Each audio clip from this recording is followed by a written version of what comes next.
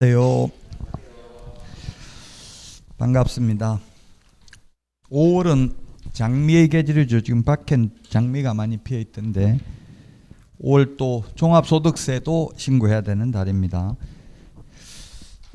자, 오늘 48페이지 할 차례인가요? 48페이지 맞아요? 개업공개사 등의 기본윤리 43? 43. 개업공개사의 의무와 책임 43페이지.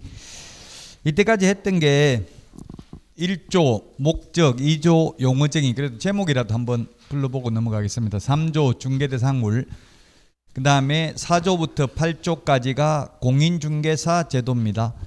공인중개사 제도는 내용이 많은 데 비해서 출제 빈도는 낮은 편입니다. 한 문제 나올 때도 있고 안 나온 적도 있고요. 물론 뭐 두 문제 나온 적도 있기는 합니다만은 평균 한 문제 정도 나오고요. 내용 많은 거에 비하면 중요도는 낮고, 그 다음에 9조 등록 절차, 자격증 취득에서부터 개업할 때까지 절차, 그 다음에 10조가 결격사유, 취직도 못하고 개업도 못하는 결격사유를 받고요.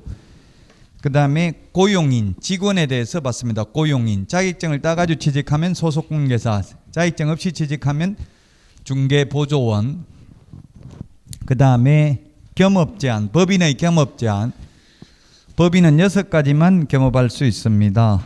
그리고 분사무소, 법인만 분사무소 둘 수 있습니다. 지사, 지점을 분사무소라고 합니다. 우리 법에서는. 그 다음에 사무소 이전 신고, 이전 신고는 우리 주소 옮기는 거하고 똑같다고 했습니다. 주민등록 옮기는 것처럼 이사 가고 나서 10일 이내에 신고하면 됩니다. 미리 신고하는 거 아니고요. 그리고 이전 전에 신고하는 게 아니라 이전 후 등록관청에 신고하죠. 그 다음에 인장 등록, 개인은 등록 계약서에 찍을 도장을 미리 등록하는데 7mm 이상 30mm 이내의 실명 도장이면 되고 꼭 인감 도장일 필요는 없습니다. 근데 법인은 법인 인감 도장이어야 합니다. 법인 대표자 인감이 아니라 법인의 인장입니다. 그 다음에 휴폐업 신고, 휴업, 폐업, 재개, 변경 신고 모두 미리 신고해야 됩니다. 6월 초과해서 휴업할 수 있는 사유에 임신, 출산이 신설됐습니다. 추가됐습니다.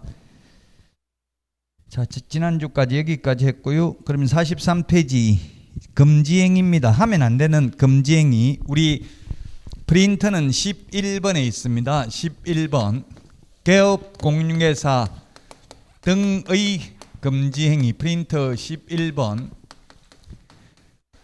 프린터는 요약집 맨 뒤에도 있습니다. 금지행위 첫 번째, 중개대상물 매매를 업으로 하는 것 금지행위입니다. 중개대상물 매매를 업으로 하는 건 금지행위입니다. 그러나 중개대상물이 아닌 시험에 출제됐던 거 위주로 보면 건축자재 매매를 업으로 해도 됩니다. 문구점을 운영해도 금지행위 아닙니다. 즉 문방구 운영해도 된다고요. 중개업을 하면서. 그 우리 프린터 11번에 보면 매매를 업으로 하는 것은 금지행위인데 교환업이나 임대업은 X라고 돼 있죠. 그러면 개업공개사는 임대업을 X인데 할 수 있다 없다? 있다. 금지행위가 아니다. 금지행위가 아니니까 할 수 있다. 할 수 없는 게 금지행위고요.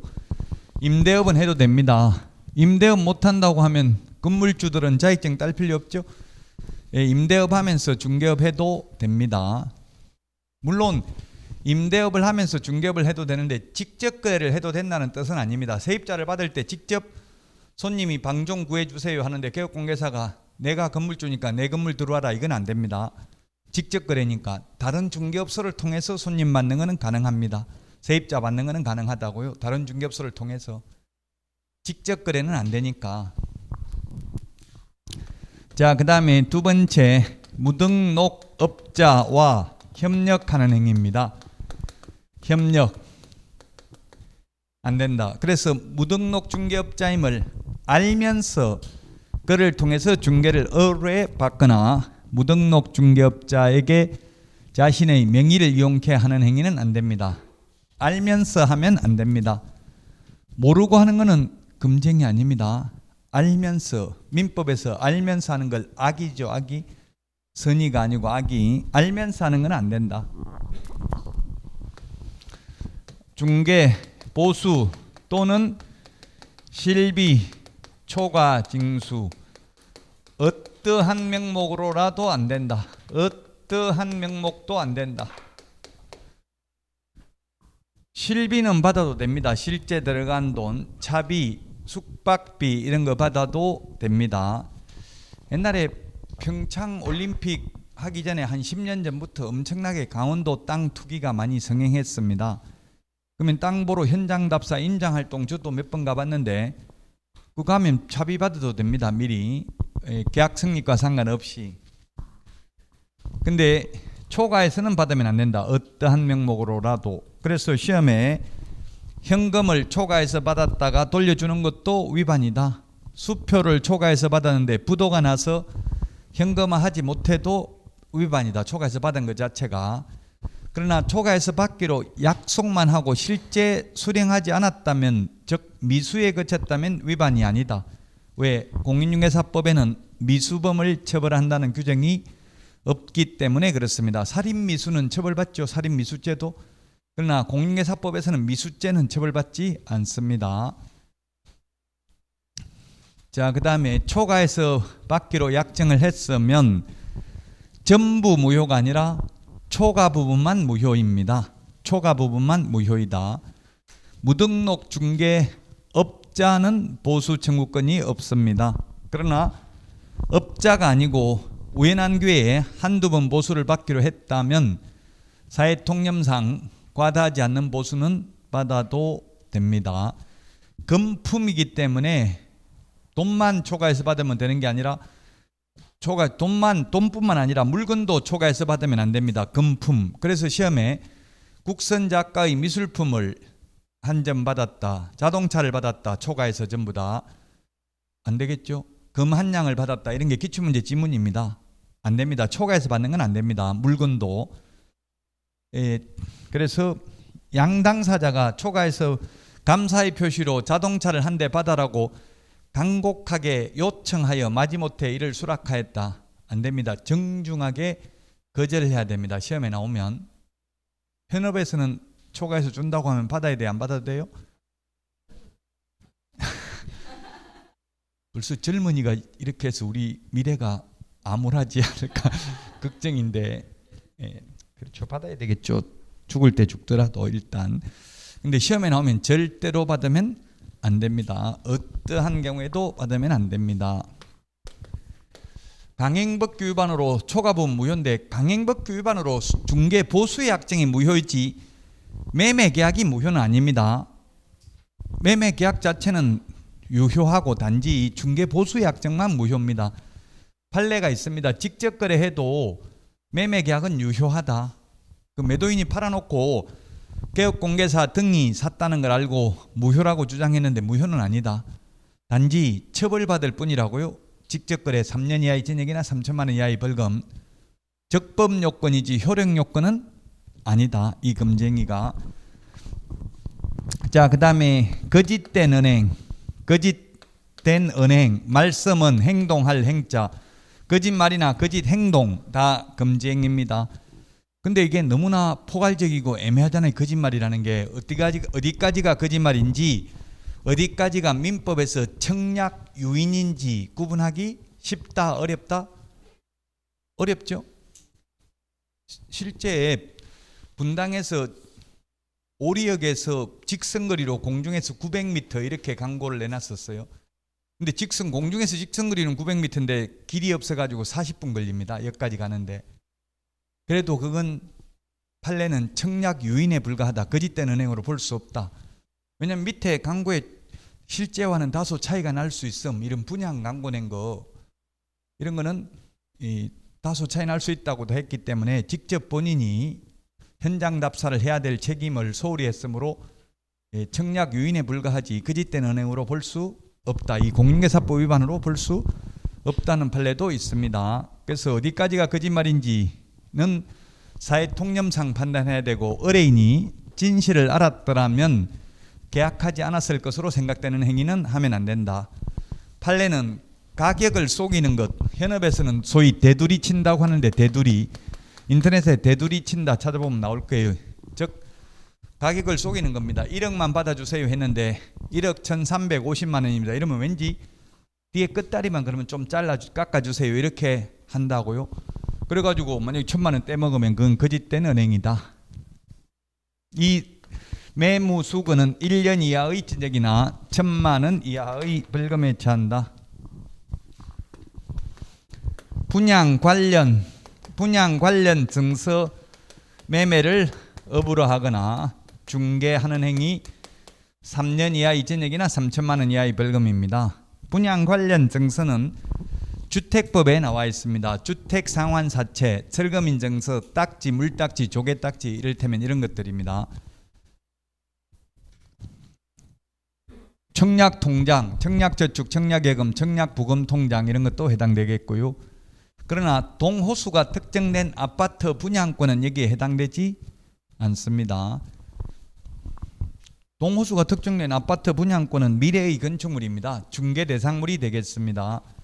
자, 그 다음에 의뢰인과 직접거래, 쌍방대리 안 됩니다. 직접거래, 쌍방대리.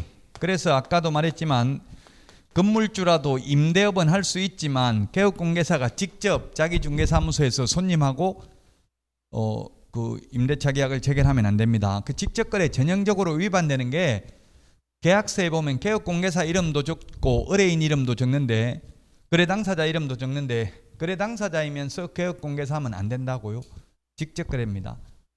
그래서 다른 중개업소를 통해서 세입자 받는 건 상관없다. 다른 중개업소를 통해서 거래하는 건 직접거래 아니다. 판례가. 또 이때 의뢰인이라고 하면 의뢰인 본인뿐만 아니라 의뢰인으로부터 대리권을 받은 대리인이나 또는 업무를 위임받은 수임인도 포함된다. 개업공개사 등이기 때문에 개업공개사, 소속공개사, 중개보조원도 포함된다. 그러나 개업공개사 등의 배우자나 애인은 포함되지 않는다. 그 좋은 물건 있으면 현업에서는 찍어 돌린다 이런 말을 쓰더라고요. 싸게 샀다가 비싸게 되판다는 이야기죠. 그러면 누구 명의로 샀다가 팔아야 되냐고요. 배우자 명의, 애인 명의 또는 실장 명의 중에서 애인 있으면 뭐 애인 명의로 하면 되겠죠. 없으면 배우자 명의로 하든지.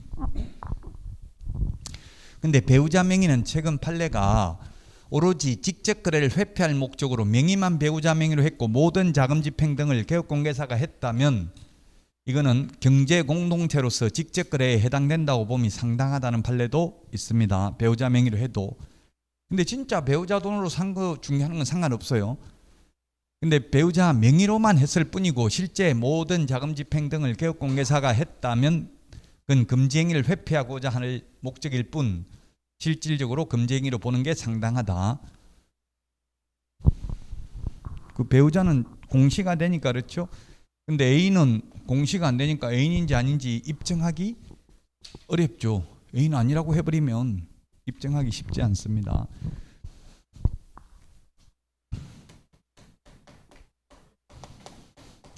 탈세 목적, 미등기 등 전매를 하는 경우, 탈세 목적으로 미등기 전매 등 투기를 조장하는 행위.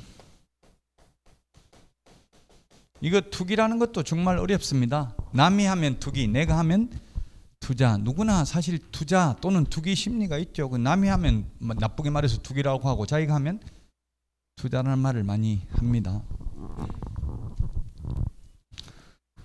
지금 뭐 춘천 같은 데 그런 거 보니까 많이 있더라고요. 생활형 숙박시설이나 또는 그 10년 후 확정 분양하는 뭐 민간임대주택 비슷한 거 이런 거 있더라고요. 이런 분양권 춘천에 마이너스 피 500, 마피 500 붙었다고 지금 떠 있더라고요. 왜냐면 계약금 그러는데 이게 해약하려고 하니까 분양회사에서는 10% 위약금 내라. 분양가 대비. 그러니까 그냥 마이너스 500 손해보고 파는 거예요. 생활형 숙박시설 같은 거 이런. 그래서 뭐 초피 이런 말 하더라고. 초피가 뭐예요? 최고 문제 붙는 피. 초피라는 거는 그냥 계약금을 매수인이 거는 거예요. 계약금 걸었다고 하면 해약하기 힘들잖아요. 그러니까 아예 당첨만 된 상태에서 보통 청약금을 300만 원 이렇게 내라고 하더라고. 생활형 숙박시설이나 이런 거 10년 임대 후 분양하는 거 이런 거. 그럼 청약금만 내고 계약은 안 해야지. 계약하는 순간 그때는 완전히 이제 못 팔면은 마이너스 피라도 받고 팔아야 되는 그런 상황이에요. 지금 전체적으로 뭐 가격은 지금 5월 말까지는 좀 내려갈 가능성이 많아요. 왜냐하면 5월 말까지 지금 그 종부세 급매물 이런 게 많다고요. 보유세 안 내려고 5월 달에 팔려고 하는 사람이 많고, 또 1년간 올해 5월 10일부터 내년 5월 9일까지 판 거는 양도소득세 중과세를 배제하죠. 2주택, 3주택자, 2주택자는 20%, 3주택자 30% 중과세 하는 게 한시적으로 배제되고요. 또 다주택자들 그 장기보유 특별공제 인정 안 되던 것도 인정이 되고, 또 1가구 1주택을 산정하는 기준이 지금은 어떻게 돼 있어요? 최종 1주택이 된 후부터 2년 뭐 보유 또는 거주를 해야 되는데, 이제 한시적으로 그것도 지금 1년간 폐지되고 그냥 취득한 날로부터 계산을 하니까, 그러다 보니까 매물이 조금 지금 소폭 뭐 한 20%, 10% 평소보다 한 20% 가까이 매물이 증가했다라고 나오더라고, 통계가.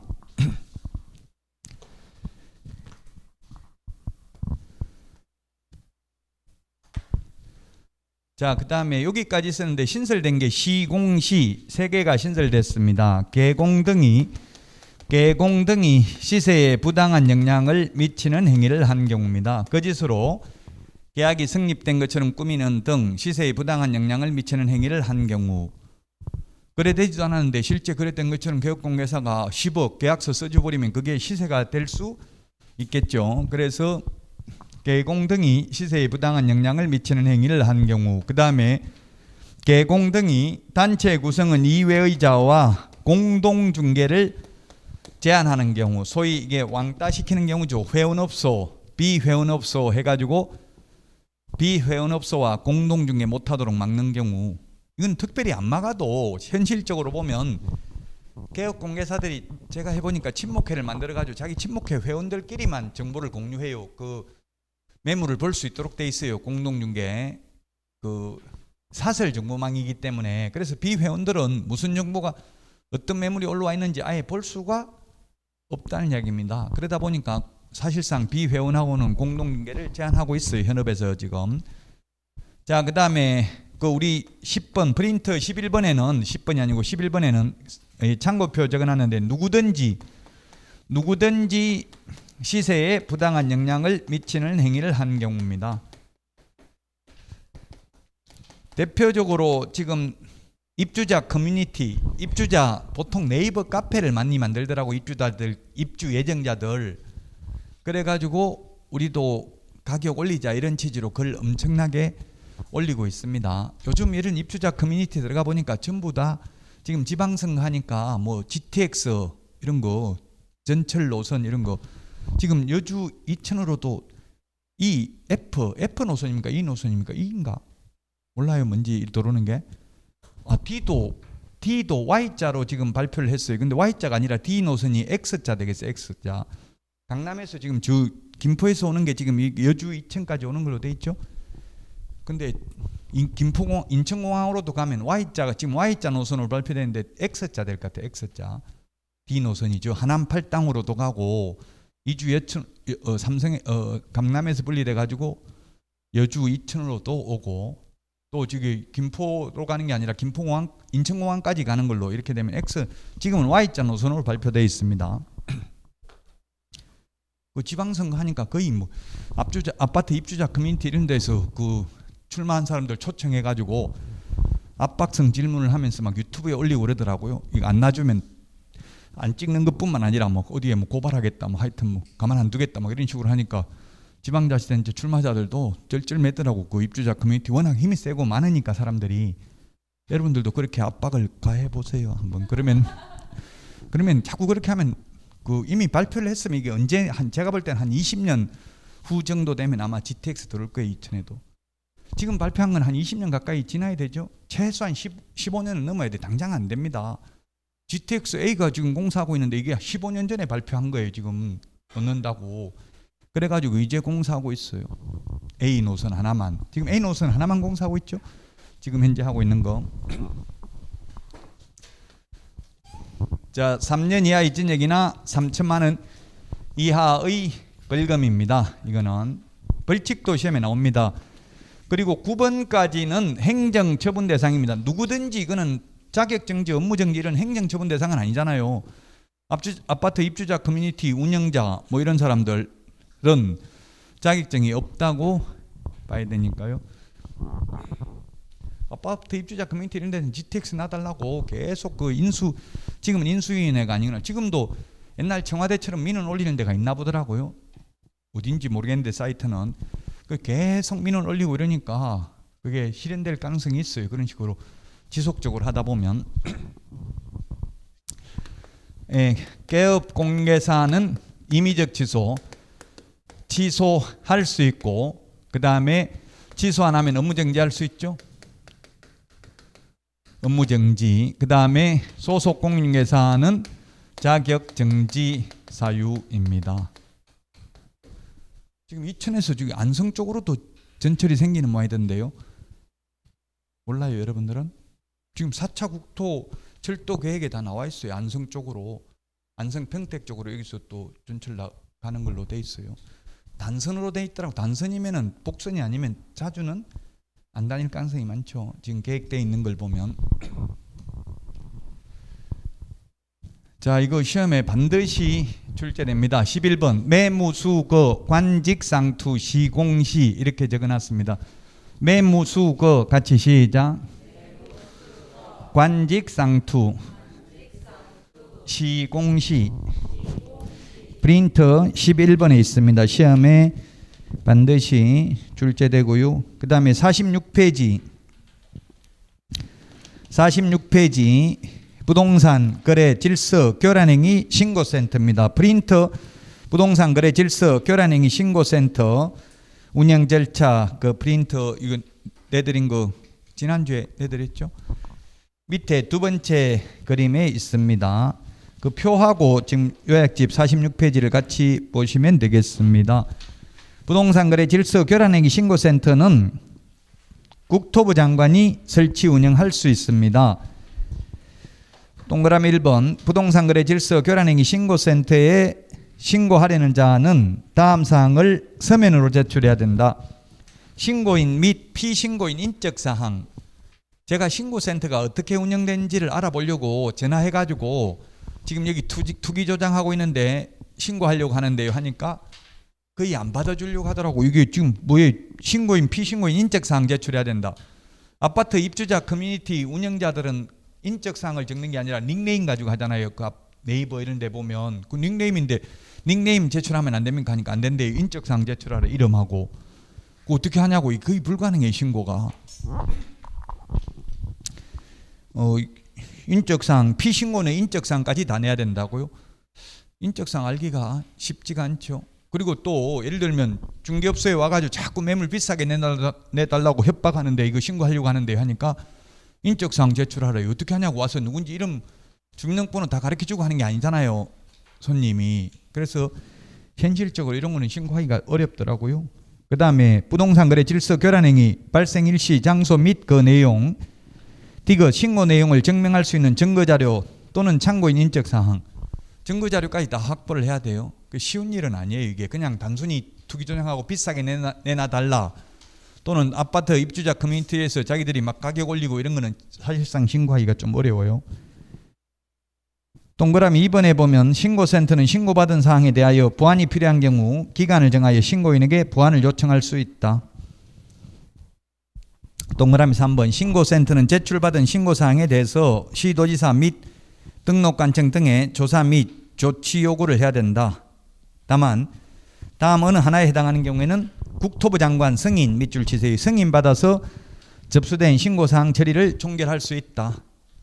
지금 우리 경찰들도 사건을 지금 현재는 경찰이 사건 종결권이 없습니다. 검사한테 반드시 검사가 사건 종결권이 있어요.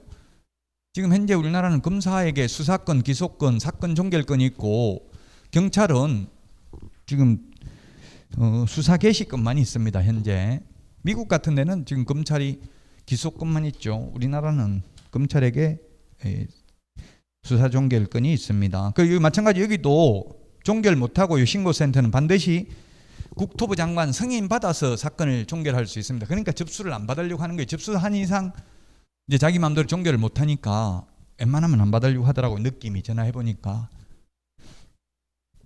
어떤 경우냐? 기억, 사건 신고 내용이 명백히 거짓인 경우. 니은, 신고인이 보완을 요구했는데 보완하지 않는 경우. 디귿, 신고사항의 처리 결과를 통보받은 사항에 대하여 정당한 사유 없이 다시 신고한 경우로서 새로운 사실이나 증거 자료가 없는 경우. 악성 민원인들 있잖아요. 계속 신고하는 경우. 그다음 리얼, 신고 내용이 이미 수사기관에서 수사 중인 거나 재판에 계류 중인 거나 법원 판결에 의해서 확정된 경우에는 이것도 국토부 장관 승인 받아서 사건 처리를 종결할 수 있습니다. 신고센터 마음대로 종결은 안 되고요. 그 다음에 4번 신고센터는 부동산 거래 질서 교란 행위를 신고받은 사항에 대해서 시도지사 및 등록관청 등의 조사 및 조치 요구를 해야 되며 요구를 받은 시도지사 및 등록관청 등은 신속하게 조사 및 조치를 완료하고 완료한 날로부터 10일 이내에 그 결과를 신고센터에 통보해야 된다. 신고센터에 통보해야 됩니다. 오늘 문제에 보면 국토부 장관에게 통보해야 된다. X로 돼 있어요. 그림을 보면 알 수 있습니다. 신고센터에 통보를 하고요. 5번 통보받은 신고센터는 시도지사 및 등록관청으로부터 처리 결과를 통보받은 경우 신고인에게 신고사항 처리 및 결과를 통보하고요. 동그라미 6번 신고센터는 매월 10일까지 직전달의 신고사항 접수 및 처리 결과 등을 국토부 장관에게 제출해야 된다. 그 프린트 내드린 거 표를 보시면 지금 요약집에 적혀져 있는 내용 그림으로 확인할 수 있습니다. 자, 그 다음에 47페이지 신고센터의 업무입니다. 부동산 거래 질서 교란 행위 신고의 접수 및 상담인데요. 그 다음에 상담할 수 있고 그리고 신고사항에 대한 확인 또는 시도지사 및 등록관청 등의 신고사항에 대한 조사 및 조치 요구 그 다음에 신고인에 대한 신고사항 처리 결과 통보를 할 수 있습니다. 양가로 3번 신고센터의 업무 위탁인데 국토부 장관은 신고센터의 업무를 대통령 정으로 정하는 기관에 위탁할 수 있다 이렇게 되어 있습니다. 그리고 대통령령에는 한국부동산원에 위탁한다 이렇게 되어 있습니다. 그래서 위탁할 수도 있고 안 할 수도 있는데 위탁을 하는 때에는 한국부동산원에 위탁해야 된다 이렇게 생각하시면 될 겁니다. 지금 한국부동산원이 옛날에 한국감정원 하는 일이 많죠. 이것도 있고 지금 각종 그 아파트 분양하면 분양 그 1순위, 2순위 막 청약하는 거 그 전산으로 1순위 당첨자 발표하는 거 이런 거 다 하죠. 그거 하나 위탁해서 처리하는데 800만 원 받는다더라고 한국부동산원에서. 아파트 당첨자 발표하잖아요. 그 여러 경쟁이 있는 경우 그 기계로 추첨하는 거 이런 걸 한국부동산원 전산 시스템을 이용하는데 그 아파트 직원들이 하더라고. 분양하는 회사 직원들이 그 한국부동산원에 와가지고 그걸 800만 원 정도 받는데 위탁 수수료를. 요즘 1순위 발표하면 동호수까지 1순위가 아니라 당첨자 발표하면 동호수까지 다 발표해 주죠. 몇 동 몇 호 당첨됐는지. 열흘간인가 공고되는 것 같더라고요. 열흘인가? 일주일, 열흘 정도 공고돼요. 발표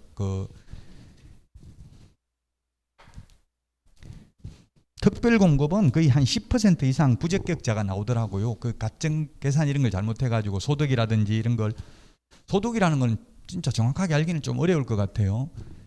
지금 근로소득자야 소득이 되는데 지금 종합소득세 신고한 사람은 아직 5월달이니까 작년 소득이 아니라 재작년 소득이 되겠죠. 작년 소득을 올해 5월달에 신고하잖아요, 사실. 그러니까 헷갈릴 수 있어요, 본인들은. 동그라미 2번. 한국부동산원은 신고센터의 업무 처리 방법, 절차 등에 관한 운영 규정을 정하여 국토부 장관의 승인을 받아야 된다. 이를 변경하고자 하는 경우에도 또한 같다. 또한 같다는 말은 또한 변경 승인을 받아야 된다.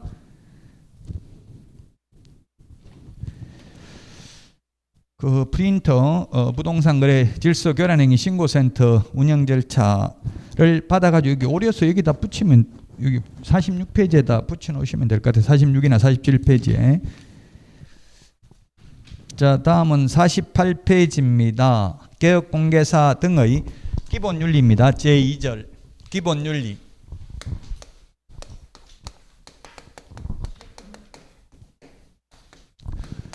개업공개사와 소속공개사는 전문 직업인으로서 품위를 유지하고 신의와 성실로서 공정하게 중개 업무를 수행해야 된다.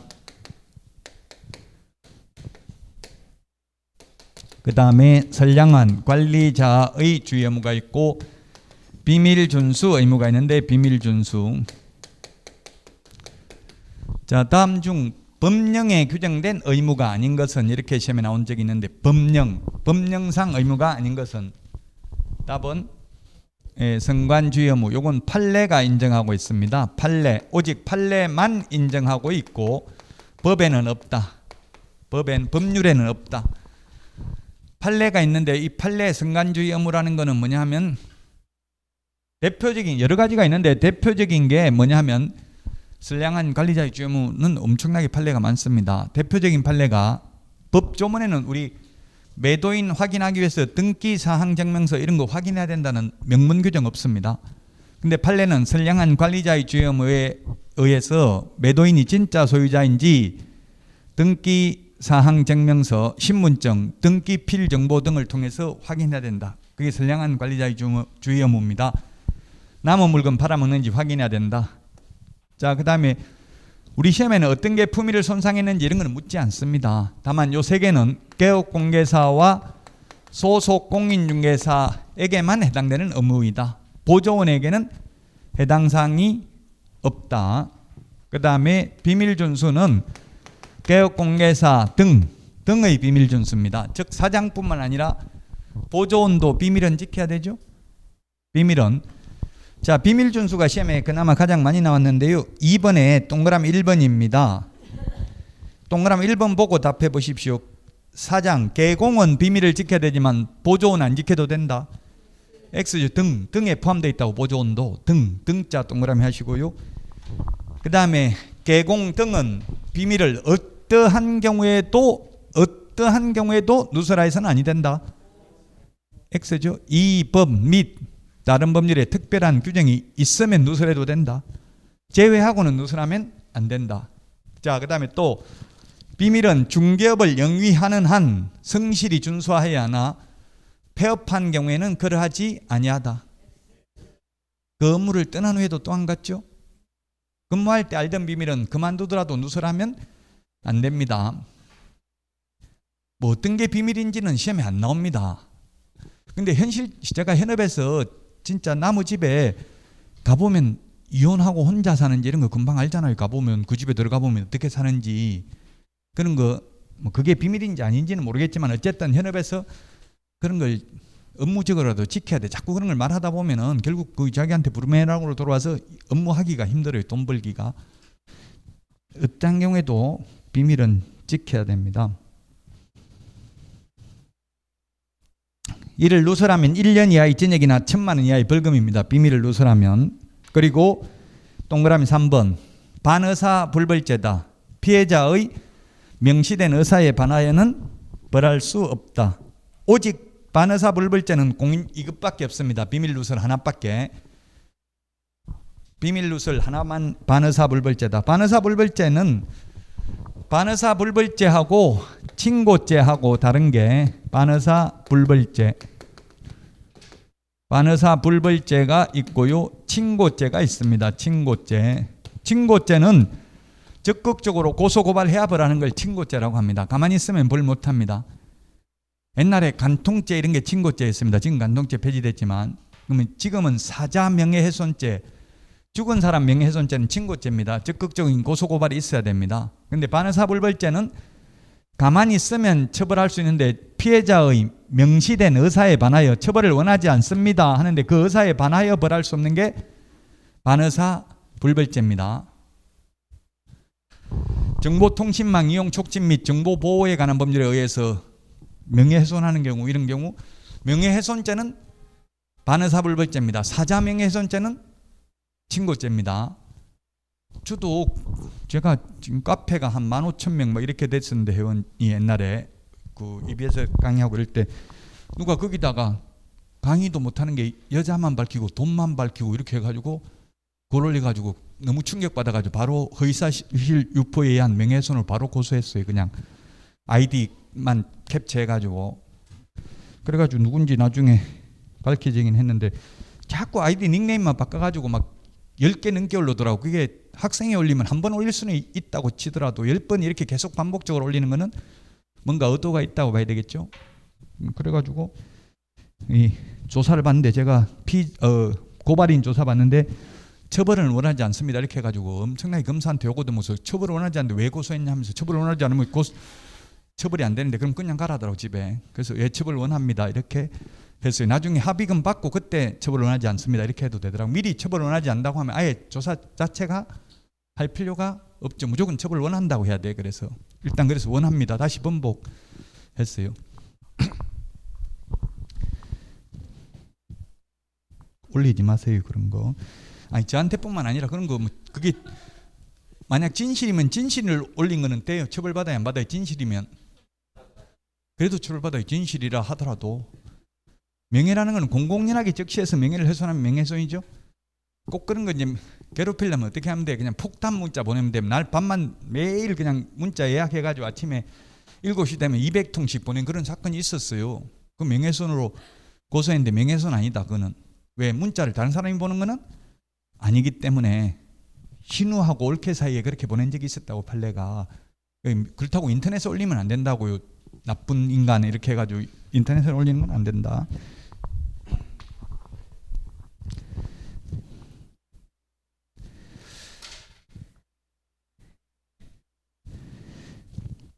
그 뭐 여자 밝힌다 이런 거 올리고 와이프가 알아도 너 같은 인간이 밝힐 수가 없다 이렇게 해가지고 아예 믿지도 않더라고요. 집에서도 이러면서 계약서 작성 의무입니다. 48페이지 계약서 작성 의무. 계약서 작성 의무입니다. 계약서 민법에서는 계약 자유의 원칙이 있기 때문에 계약서 작성할 의무 없습니다. 근데 공인중개사법에서는 계약서 반드시 작성해야 되고요. 안 하면 계약이 무효가 되는 건 아닙니다. 계약서 작성 안 해도. 계약 효력은 민법에서 청약과 승낙의 의사표시로서 효력은 있죠. 단지 공인중개사법 위반으로 업무정지입니다. 계약서 작성 안 하면 효력은 있지만. 이렇게 민법과 달리 공인중개사법에서는 계약서를 반드시 작성하라고 하는 이유는 나중에 말로만 해놓으면 분쟁이 생길 수 있죠. 그런 말 한 적이 있다 없다. 그러니까 문서로 확실하게 적어놓는 게 좋습니다. 2번 계약서 서식입니다. 계약서 서식은 법정 서식은 없습니다. 다만 국토부 장관이 표준 서식을 정해서 그 사용을 권장할 수 있습니다. 오늘 문제에 아마 있을 것 같은데 국토부 장관입니다. 협회는 등록관청은 표준 서식을 정해서 사용을 권장할 수 있다. X 기출문제 그렇게 나왔어요. 국토부 장관이 정할 표준 서식을 정해서 사용을 권장할 수 있습니다. 그 다음에 49페이지 계약서 필요적 기재사항입니다. 우리 프린터 9번에 있습니다. 인물계약금, 인권조교 시험에 많이 출제됐습니다.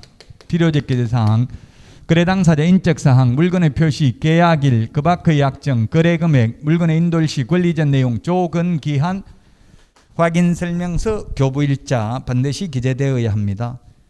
지금 프린트 9번하고 49페이지하고 다른 게 순서가 9번 그 밖의 약정이 프린트 9번에는 4번에 가 있죠. 4번에 순서만 하나 바뀌어 있어요.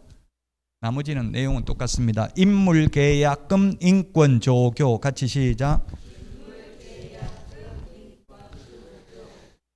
자, 그 다음에 4번 서명 및 날인 의무입니다. 서명 및 날인.